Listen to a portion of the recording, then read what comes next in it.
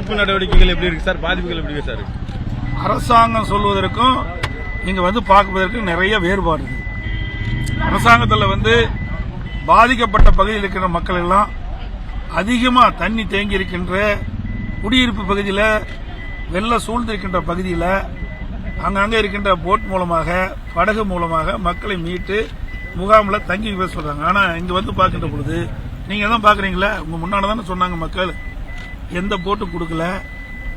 நேற்றிலிருந்து சாப்பாடு இல்லாமல் இருக்கிறோம், குடி தண்ணி இல்லாமல் இருக்கிறோம், மக்கள் தவிச்சிட்டு இருக்கிறோம். யாரும் அரசாங்கத்திலிருந்து எந்த உதவியும் கிடைக்கல, எந்த வித ஒரு அலுவலும் பார்க்கலன்னு ஒரு சொல்ற செய்தியை தொடர்ச்சியாவே முன்னாடிதான் சொல்றாங்க.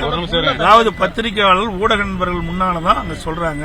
அது அப்படியே இந்த ஊடகத்தின் வாயிலா மக்களுக்கு தெரியும் சார். தொடர்ச்சியா மழை காலம் வந்துட்டனால இப்படி ஒரு நிலைமை இருக்கு தூத்துக்குடிக்கு. இதுக்கு நிரந்தரமா என்ன? ஆமா, இது முன்னெச்சரிக்கை நடவடிக்கை அரசு எடுக்க வேண்டும். அதிமுக அரசு இருக்கின்ற வரை பருவ காலங்களில் பெய்கின்ற மழை கருத்தில் கொண்டு அரசு முன்னெச்சரிக்கை நடவடிக்கை எடுத்தால் இந்த பாதிப்பிலிருந்து மக்களை காக்கலாம்.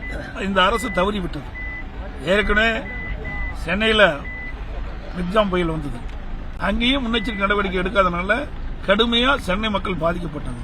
அது ஒரு பாடமா எடுத்துக்கிட்டு இங்கேயாவது தூத்துக்குடியில 14ஆம் தேதியே வானிலை ஆய்வு மையம் சொல்லிட்டாங்க, தெளிவா சொல்லிட்டாங்க, கனமழை பொழியும், அதிகனமழை பொழியும் சொன்னாங்க. அப்போ உடனே என்ன ஆகுது, 21 சென்டிமீட்டருக்கு மழை பொழியும்னு அரசாங்கத்துக்கு இந்திய வானிலை ஆய்வு மையத்தின் மூலமாக தகவல் கிடைத்த பிறகு அதற்கு ஏற்றவாறு முன்னெச்சரிக்கை நடவடிக்கை எடுக்கப்பட்டிருந்தால் இன்னைக்கு இந்த பாதிப்பிலிருந்து மக்களை காக்கலாம்.